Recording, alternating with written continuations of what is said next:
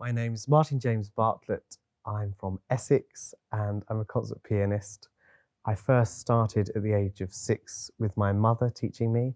And in fact, I think my earliest experiences of music were probably even before then, because in fact, when I was in the womb, she was playing at piano assemblies at school. So therefore, I had the dulcet tones of my mother's piano playing ringing through my ears.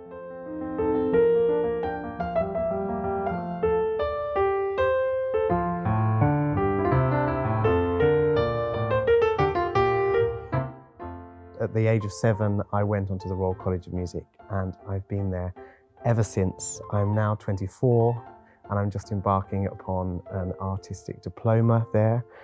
And I've loved every moment, actually. They've given me some wonderful opportunities.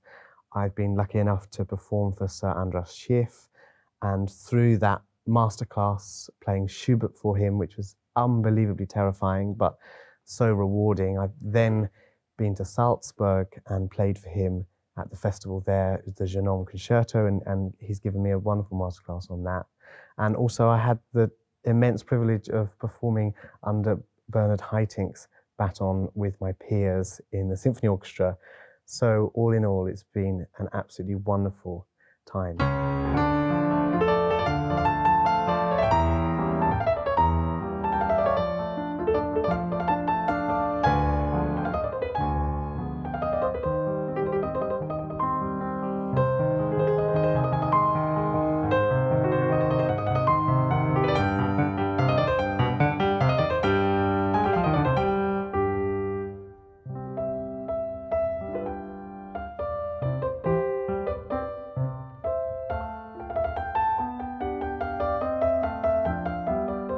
So back in 2012, I first entered the BBC Young Musician of the Year competition, and I got through to the piano finals, but sadly I didn't progress any further.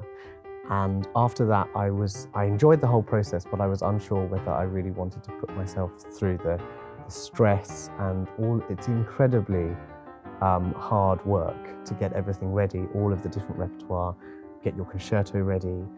However, in 2014, my teacher had already, unbeknownst to me, filled out an application form for the BBC Young Musician, and all that was left was for me to sign it at the bottom. Therefore, I entered, and we planned a lot more thoroughly, actually, the second time, and we had many conversations, hours long, in fact, discussing repertoire and working out which way we could best pace the journey of the competition if I were to progress. And I got through to the finals and had a wonderful time in Usher Hall playing with the BBC Scottish Symphony Orchestra. And I played one of my favourite pieces of all time, the Rachmaninoff Rhapsody on the theme of Paganini, and was very lucky enough to win. And since then, I've really enjoyed everything that's come because of it. The phone was ringing straight after the competition. I had to do interviews, and it was all very unfamiliar to me, but it was the music that really, really got me going through it, and I loved it.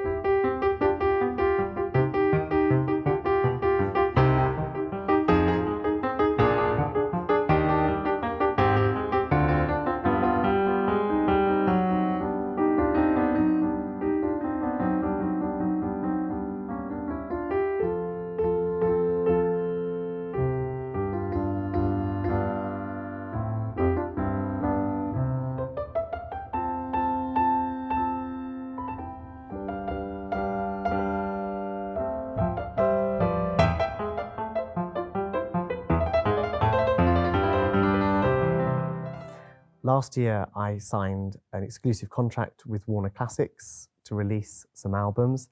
The first album of which being Love and Death, which there was a lot of time spent about how to pace the album, how to structure it, and I really wanted it not to be just a compilation of works that I loved, but I wanted it to work as a journey, and I wanted it to be contrasting, and I wanted to try and explore as many different styles of music as I could and link them together through some universal themes. Therefore, the title we came up with was Love and Death, and we started with an agape heavenly love of Bach, some transcriptions by Busoni and Myra Hess. And then we moved on to the more passionate love of Liszt and the Petrarch sonnets, which I've been fortunate enough also to perform with the tenor Ben Jonson, which really did help me as a pianist, I think, discover the vocal line and actually look into the words more, which as pianists we don't deal with words very often. Also Widmung as well, we have performed together. And then I wanted to finish the disc with some punch, therefore I chose the Prokofiev's Seventh Sonata, which is incredibly tumultuous and pretty fiery in nature.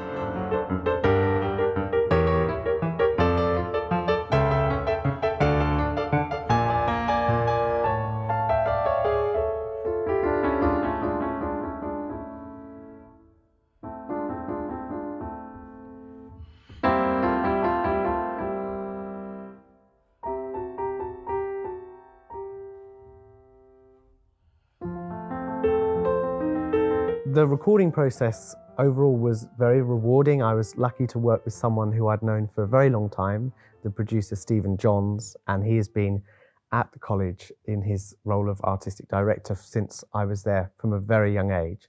So it felt very comfortable to be working with someone who I felt so close to.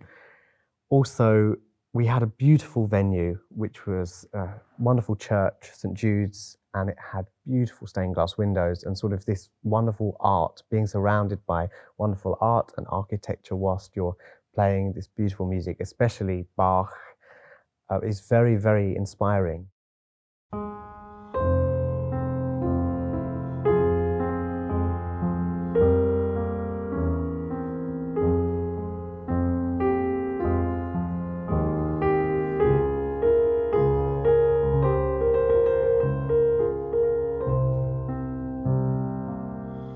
I think one of the highlights of my career to date has certainly been performing for Her Majesty the Queen's 90th birthday celebrations, which was unbelievably terrifying because it was broadcast live from St. Paul's Cathedral on BBC One TV, and there were nearly all of the prime ministers that were still with us were sitting in the row behind my mother and me. And I played a piece by Arnold Bax, who was master of the King's and the Queen's music, actually, called Burlesque. And it was a terrific experience, actually. And sadly, I did not get to meet the Queen at the end because she had to dash off for some other royal duties. But I had a really lovely chat with Princess Anne, and there was a wonderful reception with a considerable quantity of champagne afterwards, which always makes life worth living, really. I mean, I don't know.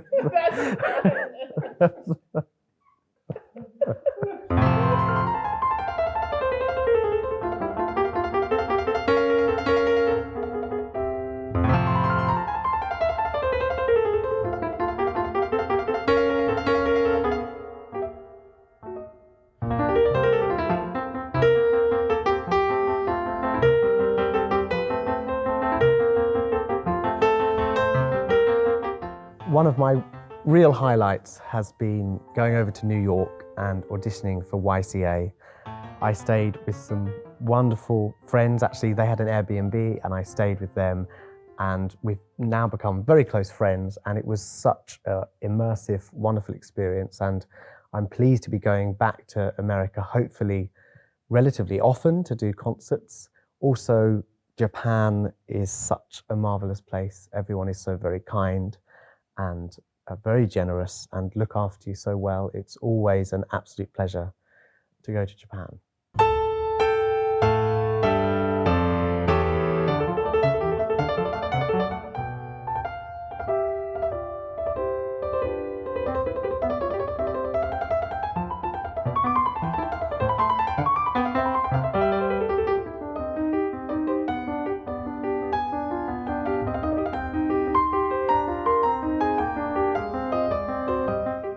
The jet set life is a hard one to answer because I wish I could say that it was glam, but it's not quite as glam as it seems. You know, first class lounges come along very, very rarely, and it's more sort of Ryanair and trying to see if you can book in a seat at the last minute and You know, I did fly business class once, which was to Japan, and actually I arrived on the flight and there was a gentleman sitting in my seat. And I said, I'm very sorry, but that's my seat. And he said, well, it isn't anymore because my girlfriend's next to me and this is where I'd like to sit. So I eventually found my way to his seat and sat down and was greeted. I had a personal greeting by one of the air stewardesses who said, oh, sir, as one of our most wonderful gold card members, we'd like to offer you an entirely different menu. She said, everyone else has to have chicken, but we've got some beautiful steaks and some lovely vintage champagne. So I basically took all of his steak and champagne and walked past on the way to the loos, and he was eating some dry chicken. So who's the real winner there? I didn't want to sit next to his girlfriend anyway.